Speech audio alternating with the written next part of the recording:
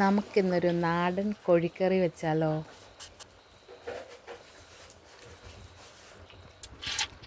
ഉരുളി ചൂടായി വരുമ്പോൾ വെളിച്ചെണ്ണ ഒഴിച്ച് കടുക് പൊട്ടിച്ചെടുക്കാം. കറിവേപ്പില ഇട്ട് വെളുത്തുള്ളി ഇട്ട് സവോള ഇട്ട് നന്നായി ഇളക്കുക. സവോളയിലേക്ക് എളുപ്പം വഴണ്ട് വരാൻ വേണ്ടി കുറച്ച് ഉപ്പിട്ട് നന്നായി ഇളക്കുക. ചെറുതായി അരിഞ്ഞ് ഇഞ്ചിയും ചേർത്ത് കൊടുക്കുക. ഗോൾഡൻ കളറായി വരുമ്പോൾ മുളക് പൊടിയും മല്ലിപ്പൊടി മഞ്ഞൾപ്പൊടിയും ഇട്ട് നന്നായി ഇളക്കുക.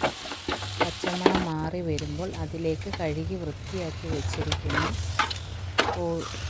നാടൻ കോഴിയിറച്ചി ഇട്ട് നന്നായി ഇളക്കുക. പാകത്തിന് ഉപ്പിട്ട് കുരുമുളക് പൊടിയും ഇട്ട് അടച്ചു വെച്ച് വേവിക്കുക.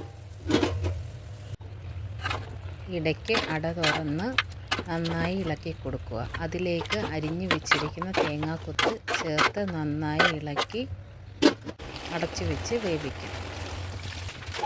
ഗ്രേവിക്ക് ആവശ്യമായ വെള്ളം ഒഴിച്ച് ചിക്കൻ മസാലയും കൂടി ഇട്ട് നന്നായി ഇളക്കി അടച്ചു വെച്ച് വേവിച്ചെടുക്കാം. ഇപ്പോൾ നന്നായി വെന്ത് വന്നിട്ടുണ്ട്. നാടൻ കോഴിക്കറി റെഡി.